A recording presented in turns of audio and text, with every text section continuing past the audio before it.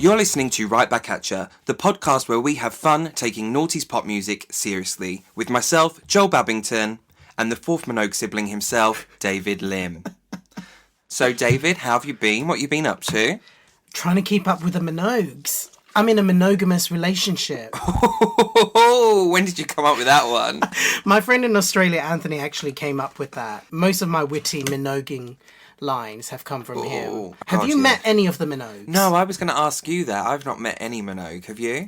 I've met Kylie in the flesh for like 0.03 seconds. Oh, summertime at British Hyde Park. Well, it wasn't that actually. She was doing promo for us for the year she headlined BST Hyde Park. And me and my colleague Jack went to, I think she was on Jonathan Ross, went to the studios. She got in a lift. I just shook her hand when she was in a lift and then just backed the fuck out and just let her, get in the zone before her interview. But she was gorgeous, tiny, absolutely tiny, and just professional. Just profesh. Yes. And I've spoken to the People's Minogue, a.k.a. Danielle Jane, on the phone. I mean, just to see how she was, or... Oh, no, it wasn't like just a casual call, like, Thanks for calling Asda, what? No, it was, I was interviewing Dannii when her book, My Story, came out. She's just come home from the X Factor doing one of their Sunday night live shows. So she was knackered. Like, I looked at the time when I rang her. I think I rang her house, and it was like midnight. So the People's Minogue knows no time zones. She is a grafter. She works and works and works. This woman, right, is a professional working woman. From a young age, a professional working, hard-working performer. I know I can speak for David on this. We are incredibly excited to be getting into Danielle Jane Minogue today. Special shout out to Joe Anderton, who has been requesting that we do this episode for quite a long time. Merry Christmas, Joe. Today we're going to start from the Girl album and then go through the noughties. Dannii has been famous since she was a child. So by the time she got to the Girl album era in 1997, this feels like a second wave of her career. Or third, maybe even third. So we've got Young Talent time, which she did when she was a kid and finished up when she was 18. I mean, if you don't know what 16, sorry. So if you're not familiar with what Young Talent Time is, it's a show that we have back in Australia, back in the day, which is like a variety show, which I'm sure here in England you guys have loads Yeah, there was an interview where they said we had a version. It was kind of, from what I gather, Australia's version of the Mickey Mouse Club, but not Disney. And they sing, they dance, they do comedy sketches and everything like that. And Dannii was one of the big stars of the show. She was one of the favourites. To me, a fantastic talent team member is one who gives 100% all of the time. And the person that we're saying goodnight to tonight not only has wonderful talent as a singer and a dancer and an actress, but she also gives 150% all the time. And that's why I'd like you all to join me in giving a 150% thank you to Danielle Minogue.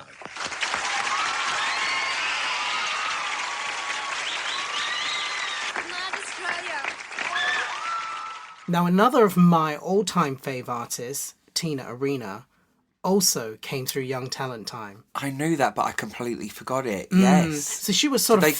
They crossed very briefly, as in Dannii was starting and Tina was graduating. Wow. So, and they're both friends to this day, I have to say. If you don't know that, Tina and Dannii are friends. And recently when Tina did her Greatest Hits album, she had this idea of having other artists cover her songs for disc 2, and she invited Dannii to cover Sorrento Moon, and they both did it together, and it was one of those moments where I didn't actually think would ever happen in my life. Wow. Having two of my faves on one song. So incredible. I think, and speaking of that, we should put a little clip here. And it's true, baby, we have heaven in our hands for days.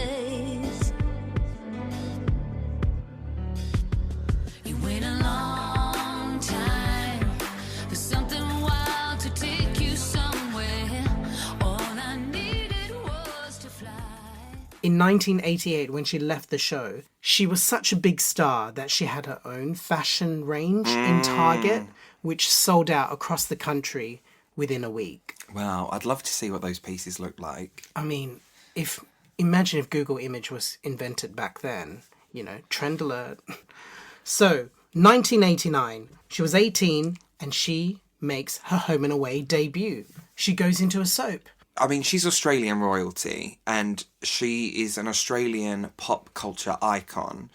And it's really interesting how it kind of rewrites history in a way. So I was kind of shocked to find out that she was only on Home and Away for a year. But the way everyone talks about it, you would have thought she was on it for like 5 years. Yeah. It was a very clever move for her, I think, to be on it for a year. It was a really well-received character, but she didn't get herself locked into it. It was a stepping stone to then jump into... It was a transitional period, and the character she played was a bad girl with like long dark hair, piercings, leather jackets, like a bit of a tomboy. So it was a departure. So Home and Away is now on Amazon Prime. The first 2 years of Home and Away are on there. And I think Dannii came on like the third year. So I think that by the time this comes out, it'll probably be on there. But me and Alex were looking for Amazon Prime. And then Danny's in episode 400. And we were scrolling through. And it ended on episode 399. Oh my God. Imagine if Amazon did like a big launch party for Danielle's episode. We were just literally like scrolling through and then like jaws on the floor because it ended. We're like, oh. After her 1 year stint on Home and Away, she released her album. And then that was the start of a 5 studio album career thus far. Thus far. And countless of compilations. Dannii is very much known and celebrated here in the UK as our Queen of Clubs. She is. She has 13 consecutive #1 dance singles, 9 UK top 10 singles, 12 UK top 30 singles. She has sold over 7 million records worldwide. But we are a Y2K and noughties pop music podcast, so where we're starting from the girl era is us really like forcing the most exception. 96, 97, 98, that is the Y2K movement is starting. Yes. So, but also it's very important that we start here because this is where Dannii really feels like she's become her own artiste. She's found her identity, she's found her lane, and she's making a big pop star comeback. This was the fucking era. Let's get into it. And, we can talk about some of the earlier hits when we get to the first greatest hits as well. Okay, so let's get into the girl era, and we're going to start with All I Want to Do. It is a new Dannii, It's a new day for her. She's had the Playboy shoot in Australia come out. She's divorced her husband, Julian McMahon. She's moved on from Mushroom Records, signed a brand new deal with Warner, and this is the relaunch of Dannii Minogue, and now as a platinum blonde.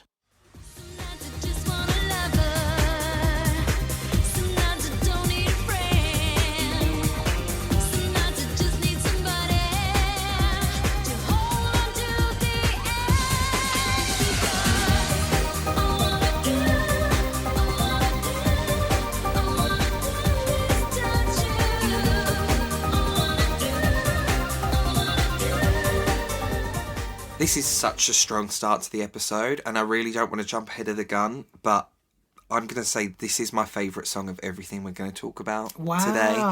Because what I've loved about this journey is I've had such admiration for Dannii Minogue kind of all my life, all my pop-loving life, especially from a teenager onwards. And I've always really loved her big hits, especially this one. But I've never deep dived into it. That's what I love is that in this episode I've always been meaning to. I've just never got round to it. So now I've got into all these albums and everything. But this song was always my way in with Dannii and is always the standout song for me. So I, hands up, was not aware of this song when it first came out in that time. My entry with Dannii Minogue would come in the Neon Nights era at the start of that. But over the years, as my fandom grew, I went back and revisited and really spent time with this girl era and this girl album. And this is a fucking banger. I mean, shimmering dance pop greatness, produced by Brian Higgins and Matt Gray. This was their breakthrough hit. Without the success of All I Want to Do with Dannii, there will be no Xenomania, no Girls Aloud. No Girls Aloud, no Cher, Believe. That came after this. Wow. And the music video. Shall we talk about the music The video? music video. It is incredible. Groundbreaking shit is happening You here. know, she invented the internet. I was rewatching the video in preparation for this, and my favourite YouTube comment is, nobody had internet connection that fast in 1997. I mean, dial-up was barely in the works, but she wanted that high fiber broadband. I was like, how is she streaming it so well? The concept for J-Lo's first music video, If You Had My Love, that is a direct adaptation of Danny's All I Wanna Do. Dannii pioneered that technology. Everything about this music video, she is so sexy in it and owning her sexuality, but also the visuals of it, the colours, The colours the are goldfish, the computer stuff, the pinks. Like, it is Yeah. a really gorgeous 90s music video. I love that the inspiration and the main theme of it seems to be taken from the line, I may not be the innocent girl that you want me to be. Because you see that scene of her lying in bed, and it's that old bubblegum pink bedroom. It's like a little girl's bedroom, but she's a grown woman. You know, she's dressed in white, but, you know, she's showing a bit of cleavage. She's, you know, being very coy and very sexy on the phone. So there's that sort of... It's sort of playing on that image of, you know me as this child star, you know me as this teen star, but this is who I am now. According to the official charts, this is her best-selling UK single. And deserved. Absolutely deserved. It's not her highest charting, but No. it's her best selling. So it peaked at number 4 in the UK, and this was her first UK dance #1 single. Queen. Number 11 in Australia. 20 in Belgium, number 19 on the European Hot 100 singles, 5 in Scotland, 48 in Sweden, and 14 in Iceland. At the year-end charts in 97, it was at number 70 on the UK and number 78 in Australia. So safe to say, August 1997, Danielle Jane was back with a bang. Then in September 1997 comes the album. Girl. Again, it was inspired by the line about Innocent Girl, which was in All I Wanna Do. Now, this is a concept album. It is a concept album. So this album is part pop, part club, part rave, part experimental, and very edgy for a pop music album in 1997. It creeped in there just before pop music kind of really changed in 98 and 99, which then paved the way for the noughties. Exactly, where you had the Britney era and the Max Martin, the really kind of manufactured... you know, very slick Swedish pop era. Now this, I would say, it's a time capsule for Britain's club scene, I feel. There isn't an album like this. There wasn't a pop star making an album like this. So it was actually quite bold for her to go out and make a record like this and put it out as one body of work because it was so varied. There was so many very varied strands of electronica and dance. So were there any standout songs for you on the album? We're going to talk about the singles, but for me, Someone New, which is a bonus track, absolutely rave-tastic. It is bonkers and so high octane. I love it. Pop as a clock. I'm at Ibiza. I'm at GAY. Let's just fucking go for it, mate. I was alone with you. I imagine what it would be like with someone new. 'Cause you never trusted me, you never wanted me, you never kept me.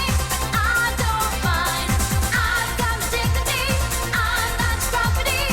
I've got the strength to leave it all behind. And then I really like Heaven Can Wait. It's very like mellow, but at a club. It's like a chill Ibiza moment. And then I think So In Love With Yourself, I think everyone can dedicate that to some like twat we've all dated or a various line of twats. Like, oh God, I know I have, and no shade to them, just like crack on, mate. And then some like really experimental tracks like Everybody Changes Underwater sums up how experimental this album goes.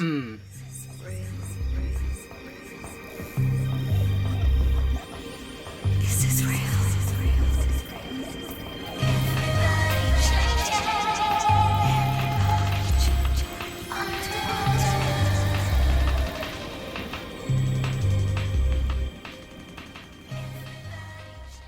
I think at that time people didn't know how to take this. People weren't sure who this album was for. because she's presenting herself as this pop star with a dance sound, and she wasn't quite in the dance community yet. You know, this was her first foray into it. So people kind of, I think people in the dance and the club scene were probably Turning their nose up a little bit. a little bit. So, the album peaked at only 57 in the UK, but did reach number 3 on the UK dance albums. It was number 70 in Scotland and number 69 on the Australian album charts. Ridiculous. But, you know, it's had re-releases over the years, and I'm sure it's kind of sold a fair amount of copies over time. Hopefully after listening to this episode, sales will jump. Yeah. Our mums will go get a copy. 1997 was just a very interesting time for the Minogue sisters. Right. Dannii was having a resurgence with the Girl album. Kylie, the following month after Dannii put out this album, came out with Impossible Princess. So everyone is in a period of change and finding themselves and trying new things and maybe a little bit left of center and not what the audience is expecting of these girls, but they're thriving, they're evolving. They're taking new turns and choosing new paths and owning them. Yes. So And shout out to executing it well. the Minogue sisters at this time.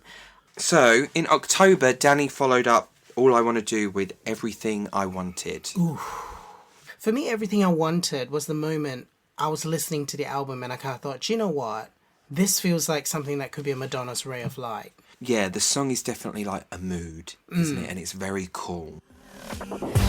Everything I wanted, you're just another part of me. You're everything I wanted.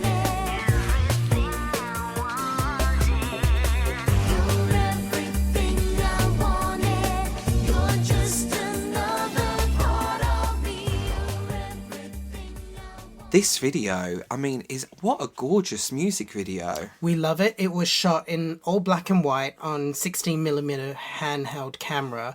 It's her driving around Vegas. It's very art housey. It's grainy. So art housey. I think she was dating the guy She was, yeah. who was filming her, the director Just the at two the of time. them. I love that. And it's just, it feels intimate and spontaneous and just cool. I really love the fact that it's just the two of them driving around and stuff, but... And I mean, she's such an incredible, beautiful woman, but she looks so fucking good. There must have been a little bit of hair and makeup or something. And then there's that, like, big Dannii sign in lights. I mean, maybe they just sort of pre-prepared. But there are these things that make it feel maybe not as spontaneous as it's sold to us, but maybe I'm just completely wrong. Either way, it's a gorgeous video, and I think Dannii said it's one of her favourite music videos she's done. And this song was also featured in the Australian film Head On. Ooh. Which is an LGBT plus film, which I've not seen, but I would like to check out. Okay, Queen of the Gays, Dannii. Yes, but apparently in the scene, the film character dismisses it as nothing but pop fluff. Oh. But we need to watch it for context. Yeah, like, I mean, no, yeah. I wouldn't hear a bad word about Danny's work. no. But I'm sure it's very much a choice for it to be in there because of the tone of the film and Dannii, you know, as an icon of our community. This song peaked at number 15 in the UK, was another number 1 on the UK dance charts, absolutely slaying the game. 16 in Scotland, 77 in Europe, and 44 in Australia. Moving on to March in 1998. Disremembrance. I have this on vinyl. Where did yeah. you pick that up from? Just a shop. It was going for £1. You Wow. find these things. You need to bring some of these over to mine and listen to them. Yes, because you actually have a record player, Yeah. whereas I just have all these vinyls stacked up and nothing to do with it. Now, this song, what I love about it is like, is it a ballad? Is it upbeat? Is it a club song? Is it all of these things? It's all of that. It is actually one of my favourite Dannii ballads, if we want to call it a ballad. And it's such a hauntingly beautiful song. But if I forget myself, will you remember me? Will you remember me? Oh, Lord. Will you remember me? Will you remember me?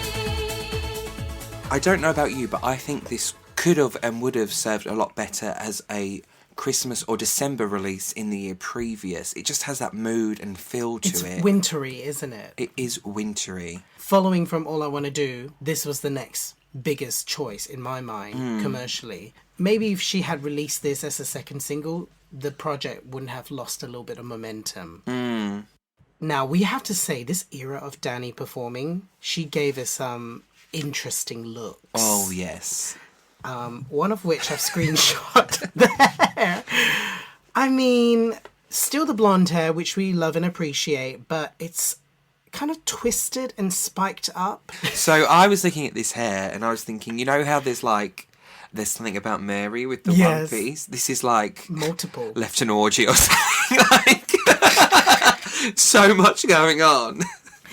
Her styling mood for Disremembrance was actually quite alternative and quite a little bit hippie. Oh, yeah. It's like she's wearing long sleeve tops and, you know, black trousers and it's looking kind of very like- edgy. And I've written some poetry. yeah, And like, I smoke weed. kind of like, not grunge, not goth, but adjacent to them. Yeah, adjacent to them, but still glamorous. But still glamorous. Yeah. And like, yeah, let's do it. So this video, it appears that it's not on YouTube, but it is on there. It's unlisted. Just do a bit of searching, guys, and you will find it. Get Detective LaToya Jackson on it. Yeah. And also in September and October of 1998, Dannii went on a UK-wide tour of her Unleashed, own. the Unleashed tour. UK tour. So what's really interesting is she was promoting in Australia, Greece. I remember watching an interview and they're like, so what have you been up to? And she kind of says, well, my album actually did a lot better in the UK and I've toured that over there. Like, something along those lines. Now, I tell you what, David, I find the Unleashed tour fascinating. It's one of those things that we always, you know how I kind of always say, oh, if I could go back in time. But I would love to have gone back in time and seen this tour. I mean, the London date was in Lewisham, which is wild. Now listen, you are working, you are touring, and I'm very excited about that because you're going to go... Sorry, that wasn't disrespectful. Because you're going to go off in your plane tonight. She's got a plane waiting for her. I know. Right, to take her to a gig tonight. Now that is rock and roll, isn't it? I know. That's totally rock and roll, and there's nothing wrong with that. And you could fly wouldn't into this Mel B's coming wedding in? on the plane, couldn't you? You could just swoop in. Just fly it from above, you know. But you're not going to fly on your own, you're going to fly with a little friend of yours. Yeah, his name? I brought my mate James, the rock god. Because you start your He's tour known. tonight, you start it in Margate. Yeah, the Winter Garden. And it's so all come sold on down. out. It's rocking. Well, come. There's still some tickets that we've left, so come down Okay, to the but show. you're going all around Britain, you're going to sing. Yeah. But we all know, can you sing? And now you're going to prove it. Oh, it's the big question. Here we go. Dannii Minogue, live with her friend James, just before the gig tonight. I remember a YouTube comment or somewhere, you know when you get into those deep dives with the internet, you're looking at stuff. Unfortunately, tickets didn't sell like huge amounts. So allegedly, she was kind of telling everyone, and it was in kind of more theatre venues, she'd be on stage singing and she'd tell everyone to come down from the dress circle and just turn like the stalls into a dance floor with whoever was there. Just like, come on down and let's have fun and have a party. Love it. She did a disco medley on that tour, which we're then going to see influences later in her career. We're going to see that even the term Unleashed comes on later in her career. Yes. It's She does not like to be leashed, this woman. No, No. It's just a real shame that this is the only UK tour, or the only really Dannii tour as a solo artist to date. You know, I'm still ready and waiting. You know, most recently she was the very special guest of Take That's tour in Australia. Amazing. She's done the Mardi Gras sets, one of which you've seen, but we might talk about that Yes. again in a little bit. I would love to see Dannii live. I saw her at GAY after her Mardi Gras set. Like, it's virtually the same set, same costume, same props, same dancers, everything. But she added Love Fight, which she's never performed live before. Wow. At the GAY show. And I was there, and honestly, I was in heaven. Literally, you were in Well, heaven. I was in heaven.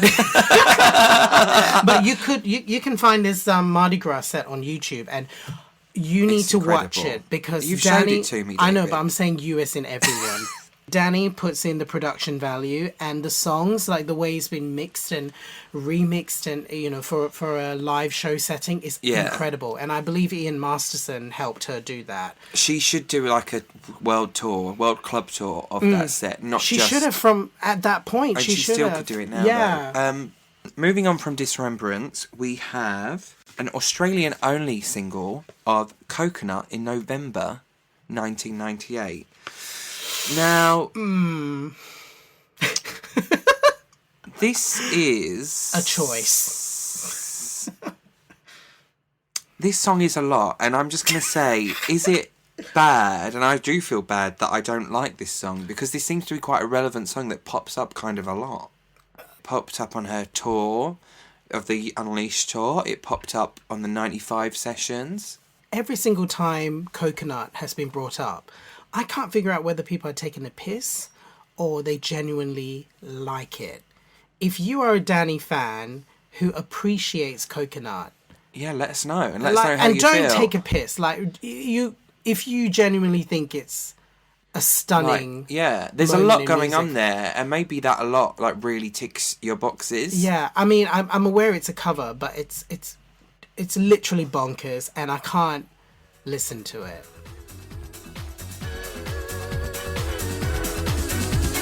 Lime in the coconut, you drink them both together. Put the lime in the coconut, and then you feel better. Put the lime in the coconut and drink them both up. Put the lime in the coconut, you're such a silly woman. Doctor, in the night then I can take out the doctor.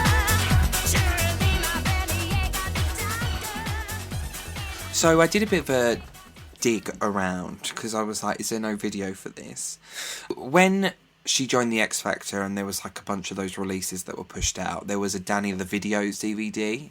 It had like that sticker on it that was like the X Factor judge.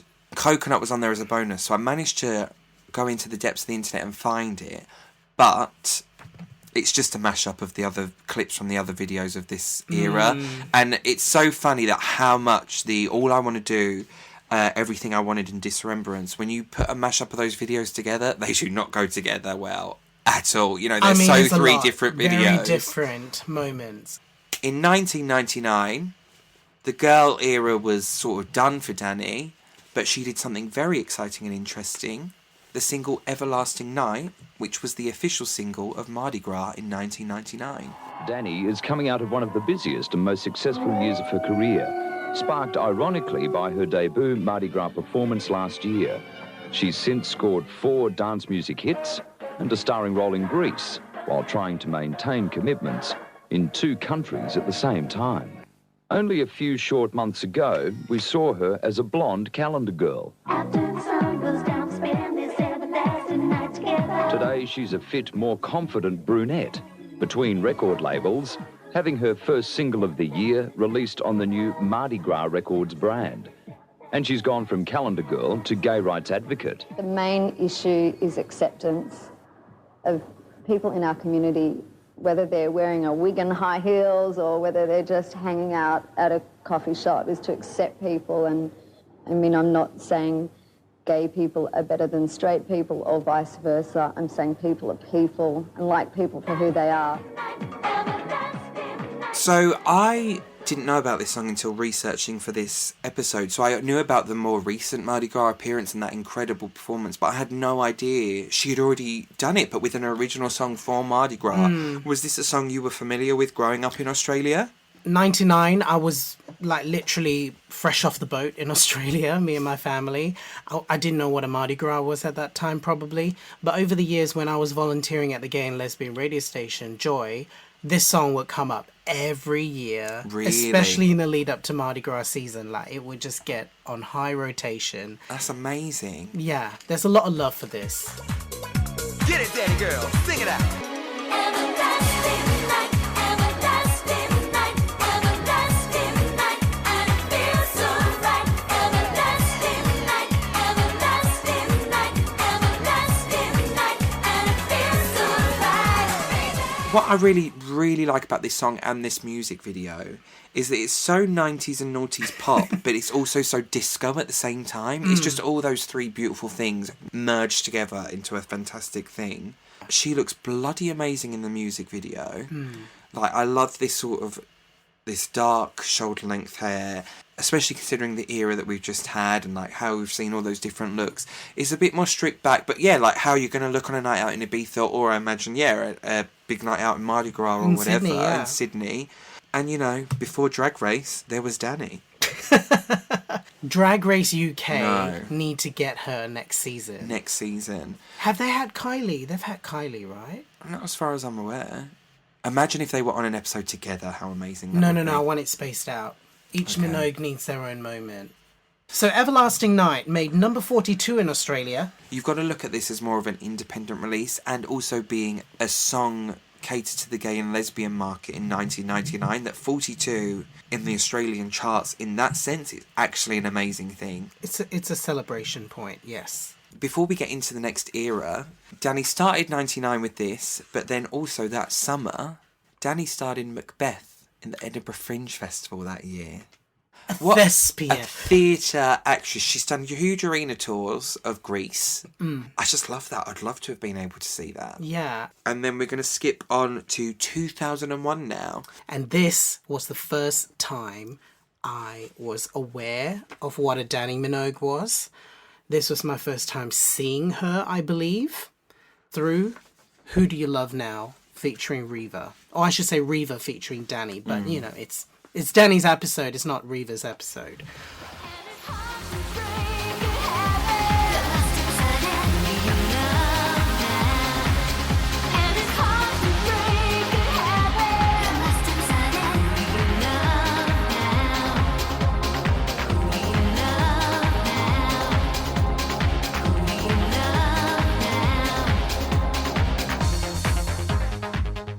So the song started out as Stringer, which is an instrumental track that was attracting a lot of buzz and doing really well in the club scenes. Like, it was like, you know, absolutely hot in Ibiza. Do you think songs still do that? Like, this is such a world that I'm not in touch with. I'm not, like, I don't know of stuff like this happening outside of Danny's universe. Yeah. I don't really know of any other artists that have done it the way she Sophie has. did it.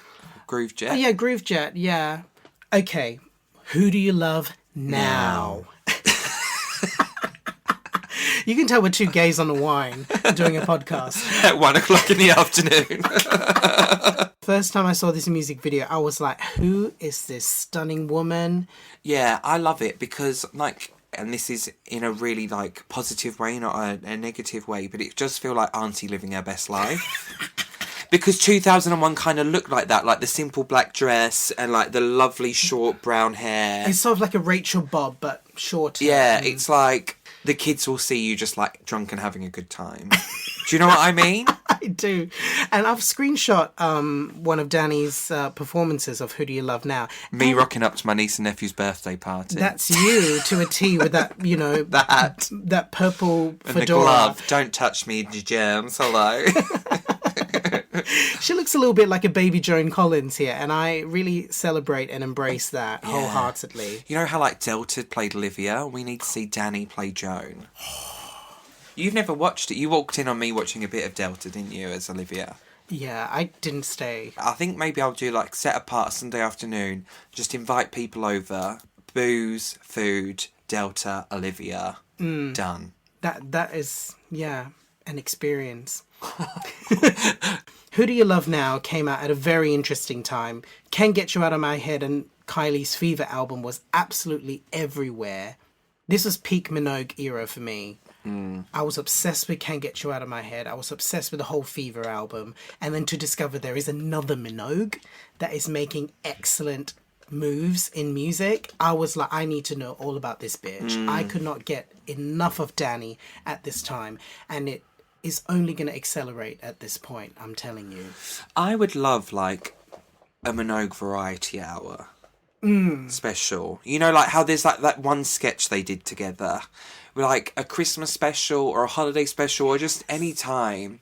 And it's just them, like, both can do songs separately, can do songs together, can do some sketches together, get Brendan involved, get the mum and dad involved. Like, how wonderful that would be. Christmas with the Minogues. Yeah. The beautiful thing about Who Do You Love Now is that it came with the seal of approval from the godfather of dance music, Pete Tong. He was the one who saw this track. It was moving in Ibiza. He requested for Dannii to do the vocal for it. I mean, how could you say no to Pete Tong? That is the ultimate seal of approval and endorsement from the dance music community. And really, I don't know what, like, say this had never happened, I don't know what the rest of her music career would look like. Like, it really It set the blueprint for Neon Nights and beyond. So the single was, you know, a huge success here. Number 3 in the UK. Strangely peaked at number 5 on the UK dance charts, though. How these separate charts work is I always thought they would be higher than where they are in the main charts because it's kind of a sub part of that. No idea. Maybe our friends at the official charts can give us a PowerPoint presentation or something of how these charts all work. But 4 on the Ireland dance charts, but 20 overall in Ireland. Number 15 in Australia. Did chart within like the top 20 and the top 30, top 40 in several countries around Europe. And amazingly, cracked the US Billboard Dance Club chart at number 12. Amazing. This is Dannii Minogue's longest stay on the UK singles chart. She spent 16 weeks on our chart. Wow. People were lapping it up. But before we leave that all entirely, David, got a few more things I need to talk about. I mean, he's shocked. I never come with this much research. So, prior that in 2001, it was a very interesting year for Danielle. She starred in Notre Dame de Paris at the Dominion Theatre, taking over a role from Tina Arena. Iconic Australian female artists only. I mean, clearly. you'd go to see Tina and then you'd be like, fucking hell, I've got to go and see that show again. See Dannii! For the one I love,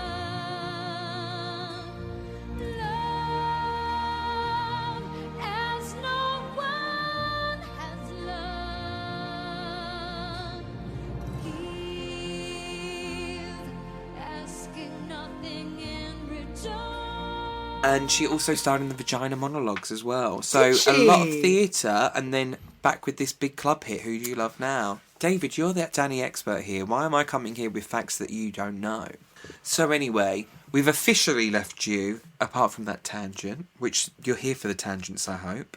So just as the way All I Want to Do set off a new golden period for Dannii in 97, 2001, she signed a new record deal with London Records.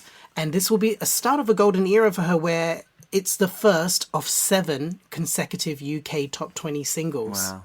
What a stretch. From here, and the next album has never dated, and as we were Always saying, loved. still a blueprint for her. Yes, always celebrated. So let's get into the Neon Nights era. We are going to get into November 2002. Put the Needle on It. This is a signature Dannii song. Oh, yeah. Oh, yeah. Dirty hands is what I demand. Let the music make you rise up. Put the needle on it. I tell you where I want it. Come on and spin me on it. All my freaks. Put the needle on it. I tell you where I want it. Come on and spin me on it. All my freaks. Put the needle on it. I tell you where I want it. At my first year of being at stage school, we did in modern, which is a style of dance, modern dance. We had our ISTD examinations coming up. There's a dance choreographed by the teacher, and she taught us a dance to Put the Needle on It by Danielle. It's such an uncool style of dance, so it's so funny that, like... Do you have any tape of this? No. I'm going to ask Wendy. No, there's no tape of it. I just remember it started with, like, step, click, on the, like, put the needle on it. I feel like I can even follow in on this, and I have no dance training. And I got an A for the examination. Oh. And bearing in mind, I remember there was, like... So I knew all of it, but there was just one piece of syllabus. For the life of me, I could never remember what it was.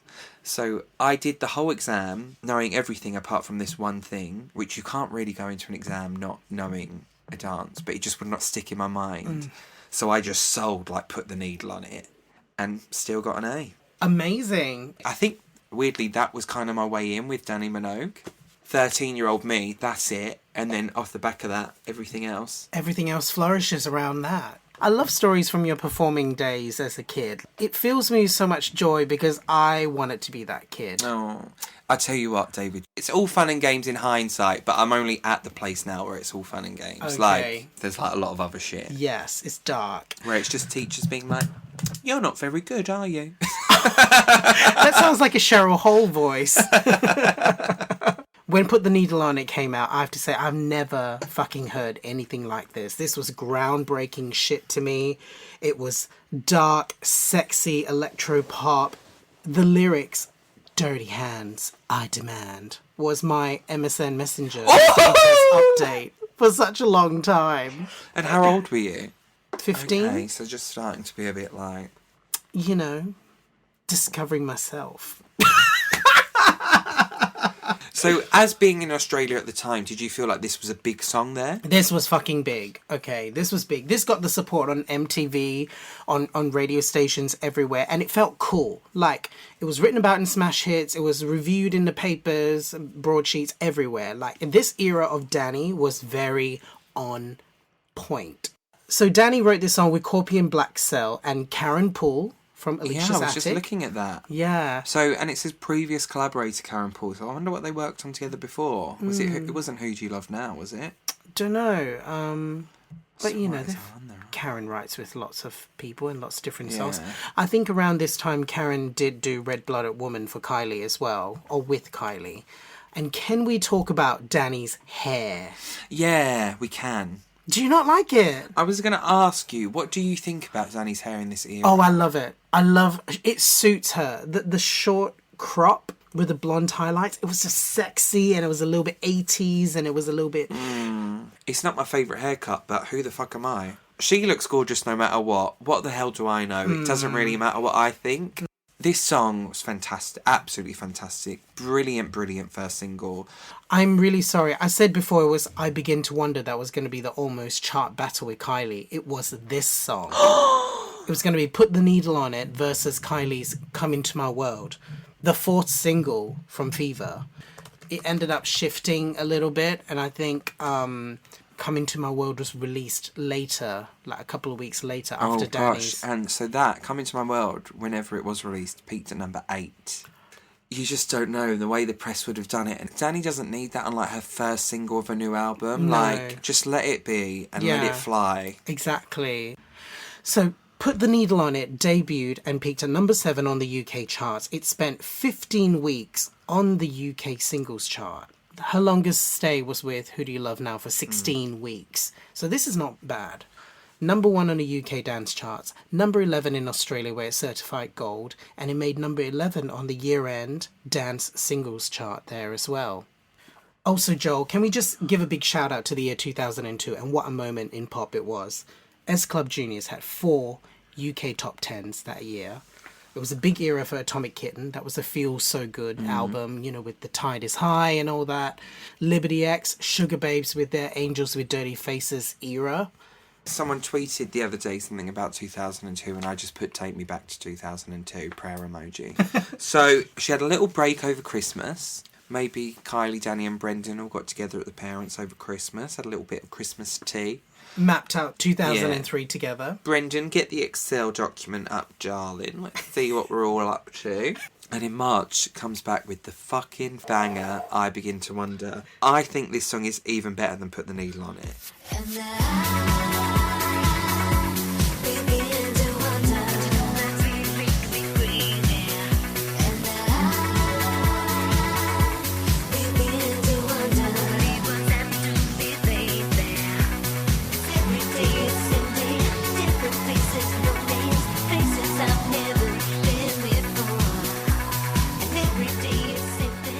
Did you know this was a cover at that time? No, you've got me. When she released this, I was like, oh, it wasn't big, but it was familiar. Like, it was being played on MTV and stuff like that, randomly. And so who was the original by? So JCA, which is the music producer behind this record, Jean-Claude Aid. So he did the original with some, you know, renter vocalists, not very distinct.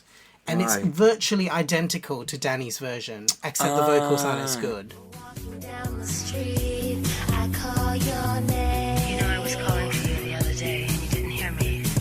When making love to me, I do the same. You make things come out of me that I never thought I could do before.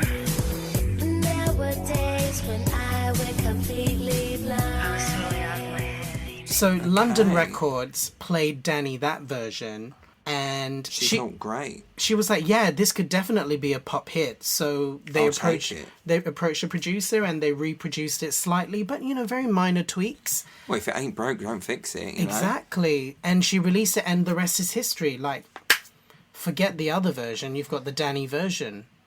Can we talk about the music video? Because you hinted before about the hair extensions. Yeah. I thought it was wild when she got out those fucking huge scissors and started cutting the ends of it. I was like, what is this? Like, what is this symbol? She was crawling through the vent, very Lara Croft meets La Femme Nikita. She was doing her own stunts. Thank you for the wine. Do you remember that scene where she had the hand dryer and she turned it upwards? Definitely. And that is like Queen of Clubs doing like what you do at a club. I've never seen that before because obviously I was in high school at that time. I've not been clubbing. So I was like, I didn't even know you could turn the hand dryer upwards. And after I saw that in the music video, every time I went to a shopping mall, dried my hands, I turned it upwards and like had a little like, wind through the hair moment in there when no one was looking. Shall we talk about charts for this single? Yes. This single peaked at number 2 on the UK charts. Isn't that amazing? Danny's highest charting hit in the UK. Deserved. Again, number 1 on the UK dance chart. Number 14 on the US Billboard Hot Dance Singles chart. Number 2 in Scotland. 22 in Ireland. Said it last episode, guys. Come on, Ireland. What are you thinking? Number 14 in Australia. Like, come on, David. Like, that's all right. But, like, no offence, Aussies, but do you support your girls? Around the time of this single coming out, it was a really fun tabloidy moment for the Minogue sisters. Kylie had just performed at the Brits with Justin Timberlake. And there was all these rumours that Justin was going out with Dannii because they were seen out at dinner together, out at a party afterwards. Justin, I don't want to be just some rebound from Britney. Oh my God, no, tell me what she was really like. Oh no, Justin, stop it. No. Is that what I sound like in your head? No, stop. Okay. Kind of like the best thing for me about that night was I got to see my sister perform and she was wicked.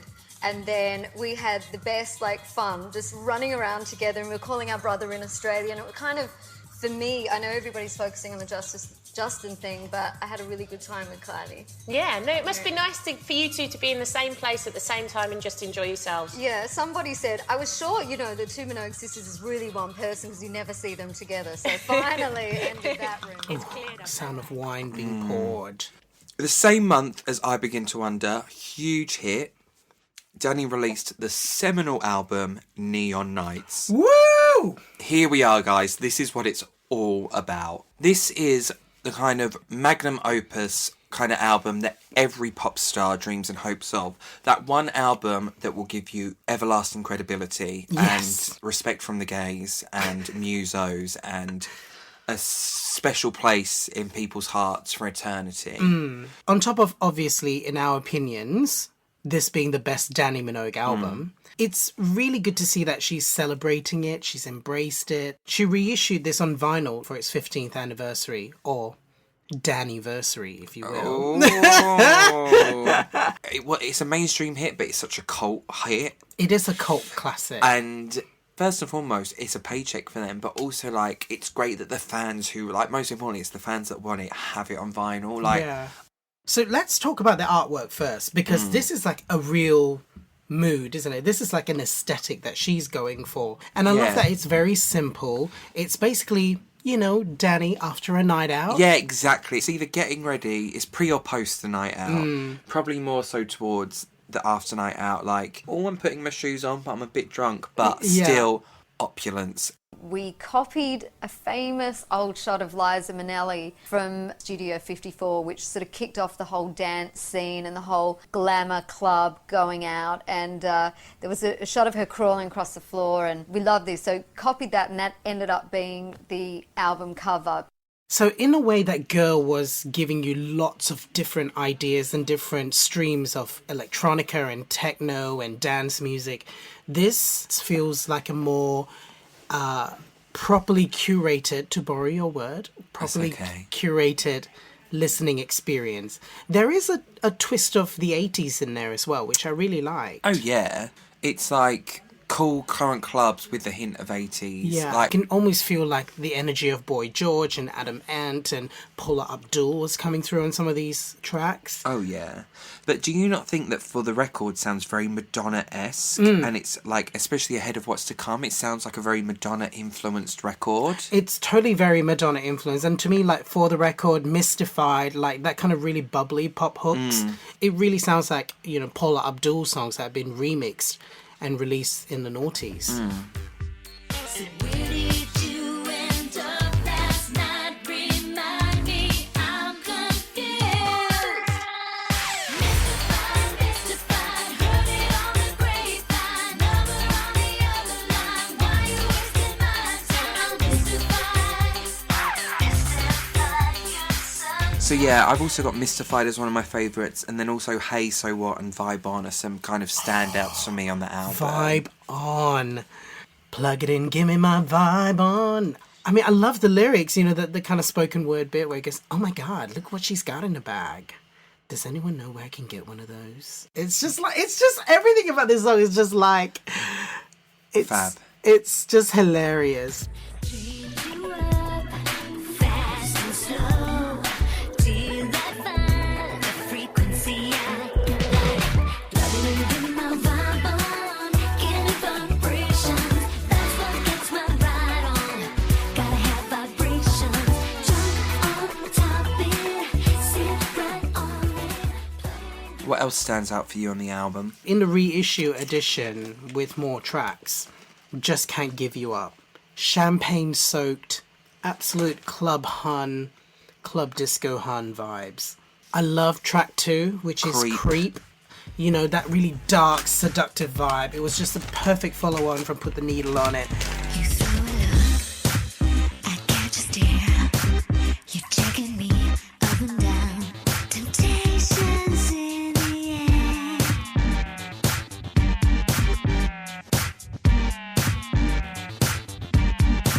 Is it against the law? So the album was an absolutely huge success. It peaked at number 8 here on the UK album charts and number 1 on the UK dance album charts. Number 8 on the Scottish charts, 25 in Australia. Come on, David, you guys need to like get your shit together. We do. So here in the UK, number 8, not only that, it spent 12 weeks on the charts, which is her longest staying album here since Loving Kisses, her first album, Wow. which also peaked at number 8. Now, Joel, around this time, she also did a promo tour where she performed in Hackney Empire. Yeah, she also did Party in the Park in July 2003. There was, and I even get giddy saying this, 100,000 people. It was a beautiful sunny day. A lot of my favourite pop performers were there, the Mystique Girls, the Atomic Kitten Girls, met up with Blue backstage. Then I was on stage just after Beyoncé, which was amazing. So she was coming off, I was walking on stage. I can't tell you how frightened I was. Really, really, really petrified. My favourite bit was I got to film the whole audience just going mad, and it's just such a great memory. June 2003 comes the third single, or fourth if you count Who Do You Love Now, Don't Want to Lose This Feeling. And I absolutely fucking love this song. What a banging third single for an album campaign. For your third single to be such a bloody banger. Like, that is absolutely fantastic. And you can't talk about this song without talking about Don't Want to Lose This Groove, which Yes. we've been teasing the whole time. Into the Groove was the Madonna song that she mashed up with. So yeah, it was a Dannii and Madonna mashup, and we all know how Madonna is very kind of strict. Not anyone can just sample or cover Madonna's song. It has to have a blessing of approval. So And Dannii Dannii got was that.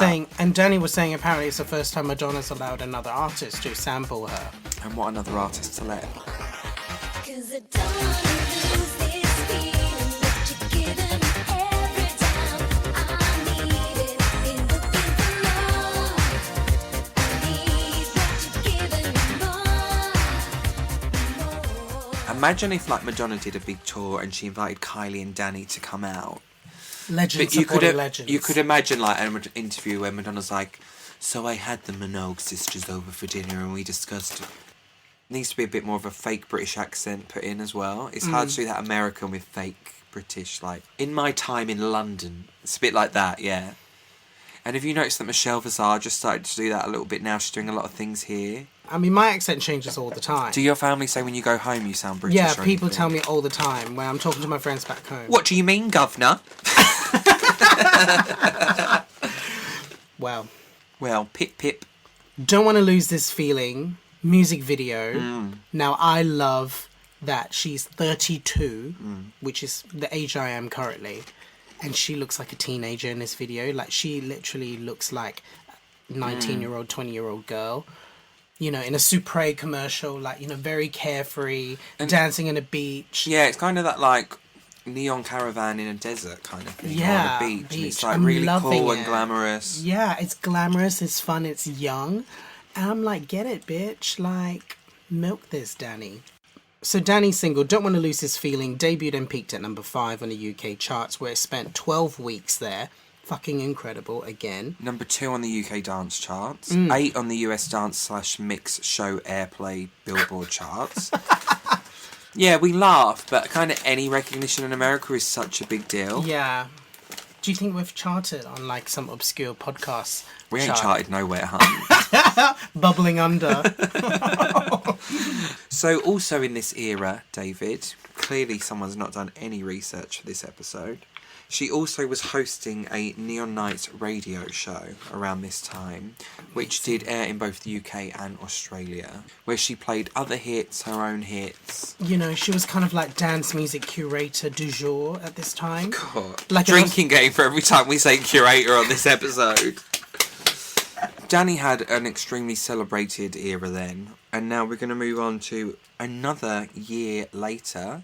There is a little bit of a break from this Neon Nights era before she launches into her next. And this is the part I can't quite figure out what has happened. Because it seemed like she'd done very well on London records with the Neon Nights album and, you know, the singles and everything. But then suddenly she switched to another label. All around the world. All around the world, which, you know, looks after Cascada and...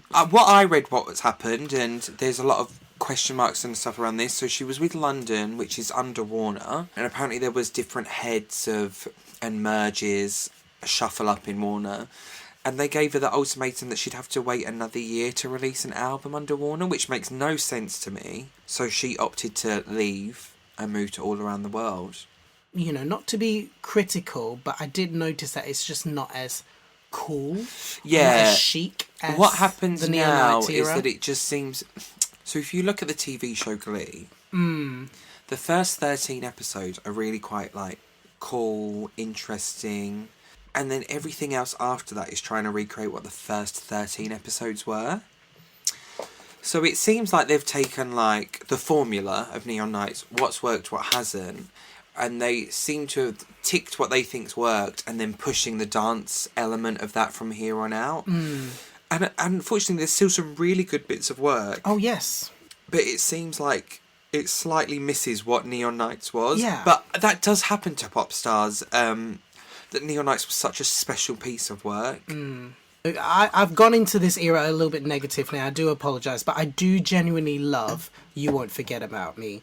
So, October 2004, after almost a year out, Dannii is back with You Won't Forget About Me. A huge Ibiza-ready house pop extravaganza. I mean, my favourite part of this song is the orchestral strings. Like, it just sounds lush. It just sounds rich. And this actually originally started out as a huge dance instrumental track, just like a lot of Dannii's other singles. The original track was called Flower Power, and she wrote You Won't Forget About Me over the top. I love that, like, at this time in music, it's like, if you've had a huge club hit, like a non-lyrical club hit, they're like, Dannii Minogue's the person to bring that to the She's got the mainstream. magic, yeah. She's got the crossover potential there.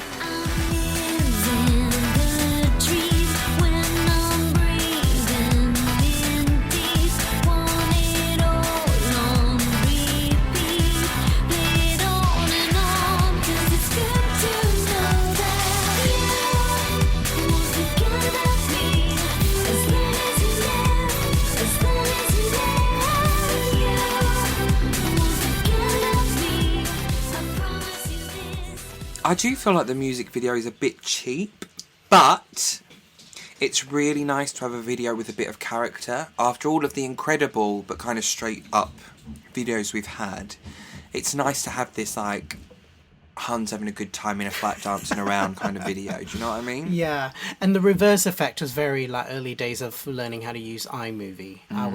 I definitely used a trick like this in my year 10 or year 11 media studies project. And then when I saw this music video, I was like, oh, Dannii, I could have done that for you. I still use that at work today. Like, if we need to, like, elongate a clip a bit, I'm like, we'll just reverse it. Yeah. So You Won't Forget About Me made number 7 in the UK, number 20 in Australia, which isn't bad considering that, you know, our support's never been super strong. It's another top 20 hit for her. Interestingly, number 2 in Scotland, 12 in Italy, 22 in Ireland, but number 3 on the Ireland dance charts. Hello, Ireland dance charts. Where have you been? And then she leaves us waiting a year again. A very Dannii move. A whole year. She's just like, one and done for a year. Like, you're welcome, gays. Like, I've given you something to dance to for a year. I'll see you then. October 2005, she comes back with Perfection. Now this is campus rock.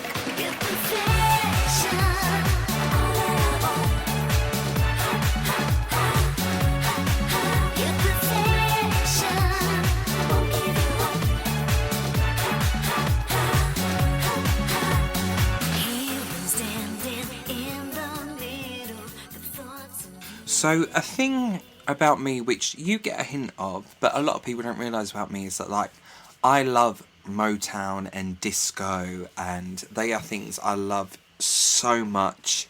The film The Last Days of Disco is one of my favourite films of all time. I had the honour of screening that at the Barbican and hosting it with the director. And Turn the Beat Around is one of my favourite songs ever. Oh. So anything that resembles that or features that, I just can't help but absolutely love. She uses it so well in this song.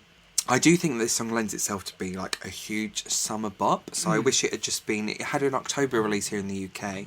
I wish it had just been released a little bit earlier in the year, kind of like a June or July release, so it could be a huge summer bop all summer long. This is Dannii Minogue's Michico Latino video.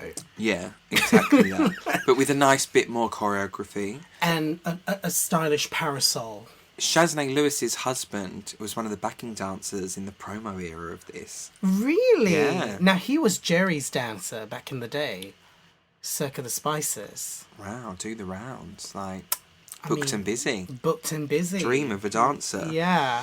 June 2006, Dannii Minogue returns with So Under Pressure.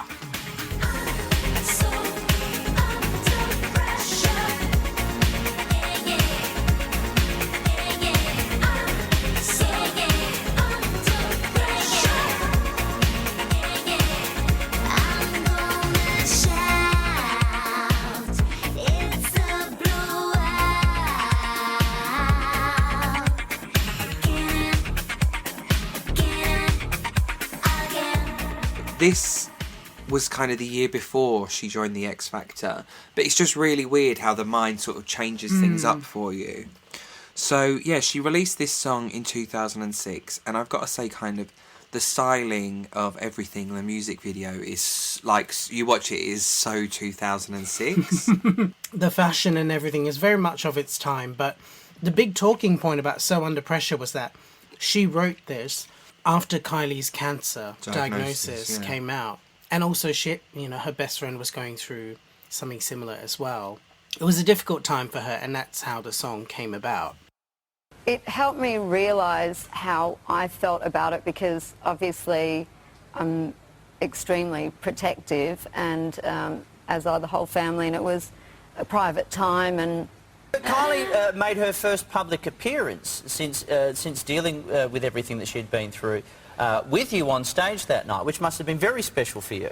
It was. I mean, at the time, it wasn't really planned that way, but she was the first one to say, when are you going to do a hits album, put all the songs together? And she loves, like, all of the old stuff. And then I said I was doing a show where I was going to go back and perform those. She said, I've got to be there, I've got to be there. So she was being all, like, proud big sister, sitting up on the balcony watching, and came down to greet me at the end of the show and decided to come on stage. And it was just something that happened in the moment. And obviously the next day when pictures went around the world, we realised, oh, this is the first, you know, public appearance, and she's standing on a stage with a microphone, and an amazing moment. But right at that time, for me, it was my big sister being there, and it's hard for anyone else to understand that. So Under Pressure made number 20 on the UK charts and number 16 in Australia. So in the same month, Dannii released The Hits and Beyond. On there, obviously all the singles.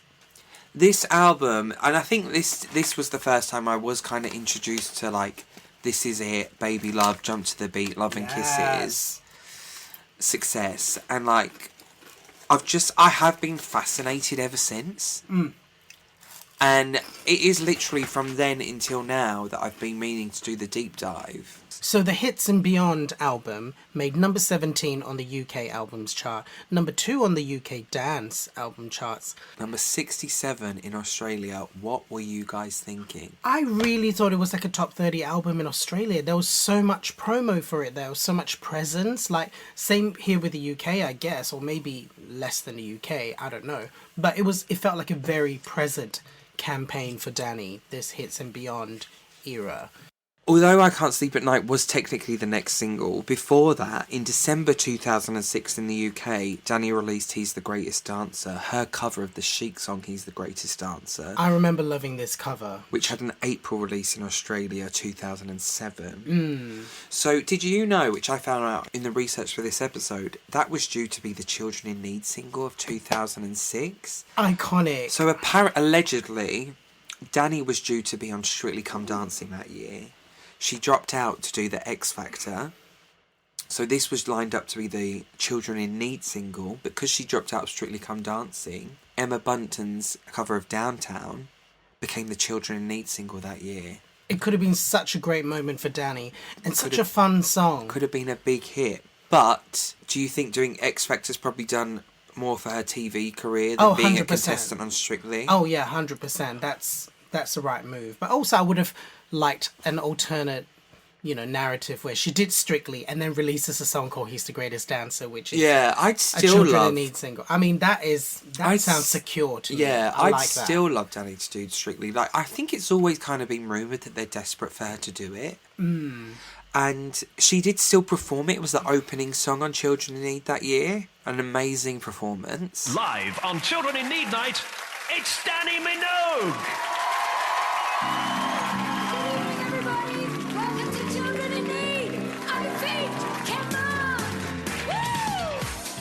Just from this, it made me realise that Dannii needs to work with Nile Rodgers for an album. Could you imagine how amazing that album would be? A Nile Rodgers, Dannii Minogue album, that would be amazing. So as far as I'm aware, there was no video. But on that DVD she released, I think the Children in Need performance was on it. So, He's the Greatest Dancer made number 1 on the UK Upfront club charts, number 9 on the Spanish singles chart, and number 37 on the Australian singles chart, where it was released there the following year in 2007. So, January 2007, she's still going with it. She's got original songs on the Hits and Beyond album, I Can't Sleep at Night. I don't remember it being a particularly big single moment. But there was a music video for it. And she's kind of like a hun auntie, like in an empty flat. Oh, is this the one with the kind of 50 Shades of Grey bondage thing? She's sort of like doing a sexy dance and then a guy's watching from another flat. But it's like, we'd all do that if we'd hide an Airbnb with these big open walls. We'd all fucking dance around like that, Dannii's just living her best self, which is what we'd all probably do. Yeah, and that's why she always knock on my bedroom door before coming in.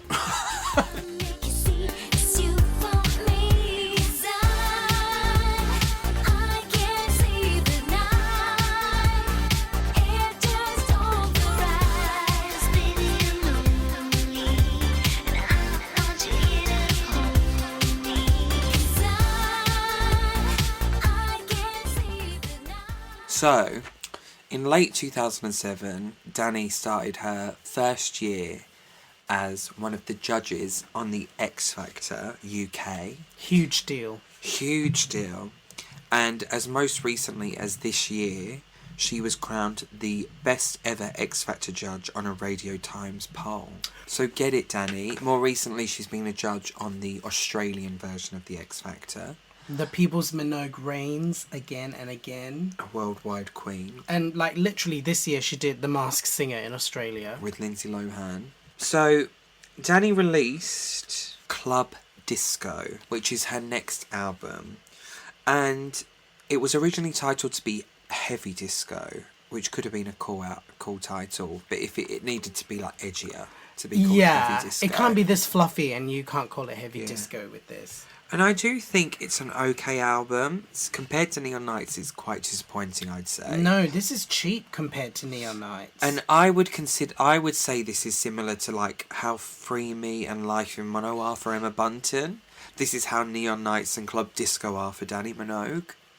As in, like, the album's okay. Both, like, the albums are okay respectively, but compared to the body of work you've given us previously, which are incredible, so cool, it just didn't work. And I think what's really weird, like, there was so many singles used for this, 6 in total. Only 1 was out after the album.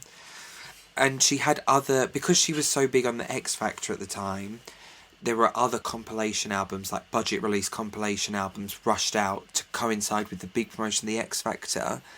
This got a bit lost in the shuffle, and also, because there's so many singles on it, many of which were already on the greatest hits, it feels like a compilation album. It feels like a compilation album. Like, I was very, very confused about what this was. For the longest time, I got this mixed up with another album that was out, another compilation, I should say, called Unleashed, which came out, in Australia in November 2007.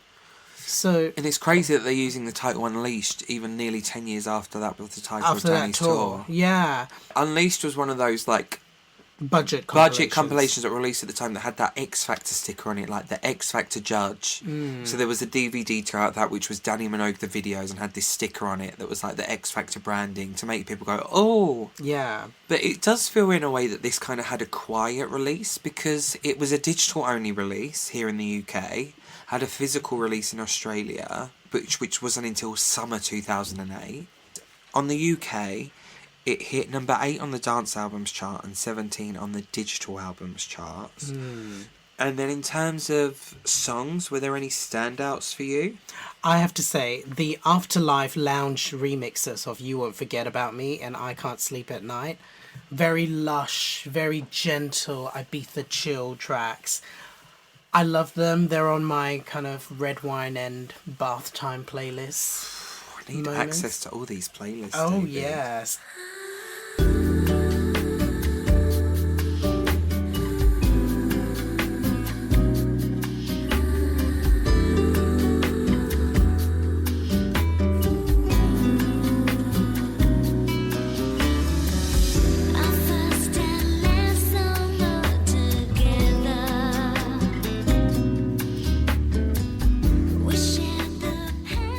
Again, amazing, credible names that worked on this with Dannii. You know, you got Jason Nevins, Soul Seekers. LMC did a couple of tracks here. Rob Davis, who's written with Kylie, Circa Fever, and Sophie Ellis-Bextor. Jules and Stone.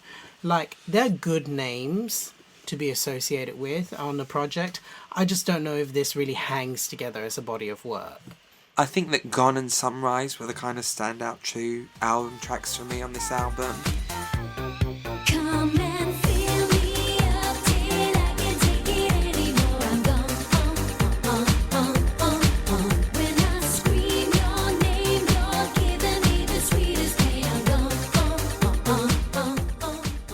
Shall we move on to the final single of this album?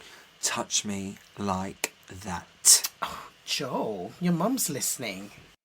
Now, I love this one. This one is very much a little bit of a banger. And it samples You Make Me Feel Mighty Real by Sylvester. Which is such a banger. You know what? Dannii really has good sampling Queen choices. of samples. Yeah. Queen of clubs, Queen of samples. She does it very well. So she released this in December. She was going after that Christmas #1 in December 2007. So I guess it's this song that my mind was confusing for So Under Pressure, in the terms of that when she was on X Factor and when she was promoting a song. So, do you not think that on the cover she looks like Sophie Ellis-Bextor on this? This is a real Sophie Ellis-Bextor look, yeah. I think it's the eyebrows, it's the curls, the bouncy curls, and the big and the brown porcelain hair. white skin. Porcelain white skin, yeah. But Danielle looks amazing here. Anyone who's watched a music video and any behind the scenes or any interview says she's done in this time, she will not hesitate to remind you that those arm gloves are latex and they fucking hurt. We've got so much talcum powder and oil to get me into them. I mean, I'm spitballing there. I've not seen one interview of her That's talking actually about this. verbatim. That is literally verbatim. Come and touch me right there. It feels so good, makes me feel alive. When you touch me right there, in and out, up and down on the far inside. Come and touch me right there. It's a sexy video and I love it. I think she just looks so glamorous here, and I mean, oh my god, hang on a minute. In a review for Digital Spy, Nick Levine described the song as a sticky, sweaty club banger. He'd know about that. Oh, hi, Nick. Yeah. I'm here for it more so than I Can't Sleep at Night. I would have loved it if Love Fight was a single instead. What would you say was your favourite of the singles off of Club Disco? You Won't Forget About Me, Oh, Perfection. 100%. You Won't Forget About Me, for me, is like quintessential Dannii. And Touch Me Like That. My favourite of the singles here is definitely Perfection. Like, should have been a summer bop. Nice choreography with the boys. So really, that wraps up where we're at with Danielle. And then she used the rest of the decade being a judge on X Factor Australia. Along the way, she released her book, My Story. I love. Which you love. She released a style book. A present queen on television. And also, before we wrap up this decade for Dannii, in 2008, she did a duet with Kylie on a cover of the ABBA song, The Winner Takes It All, for Beautiful People. Oh, which we must not skip over. Dannii did a brilliant cameo on Beautiful People, which I showed you. She references being on Reading on the Unleashed tour at the time, and she looks very like All I Want to Do video. It's a really absolute classic clip and classic comedy clip as well. And they make a joke of the X Factor and really, really, really, I think what we love, I don't know about you, but as someone that like loves comedy as much as pop music, I love seeing our pop queens not taking themselves seriously and doing really good comedy, like, which is why I love Vicky B so much. It's so lovely seeing Dannii do this, and then Mariah and that skit that Dannii did with Kylie, like, it's just so wonderful because it's like you're perceived in such a way, but you're also like, come on, let's just have some fun. Yeah. Let's do something really funny for people to enjoy. Exactly. She's the people's Minogue. So that wraps up our Dannii episode. I have absolutely loved doing this deep dive of Dannii, which I've been meaning to do for the last 15 years. So thank you for finally pushing me to do it. I have been defending Dannii this whole time and always speaking up for Dannii. I mean, I find a way to bring up the people's Minogue at any chance I can at work. And it's almost like a running joke now that I'm this fierce Dannii defender at work. So it's really fun to finally be able to do this episode with you. Do you know what we are, babe? We are the Dannii defenders. Please do let us know what your favourite Dannii eras were. Have we missed anything that you've loved? Have we talked about things that you've loved? Let us know. What's your favourite Dannii song? Get in touch with us at rightbackpod on Facebook, Twitter, Instagram. You can email us, rightbackpod@gmail.com, I think it is. As we always say, this is us having a conversation, but you're part of that conversation. So until next time. Until next time. Bye. Bye.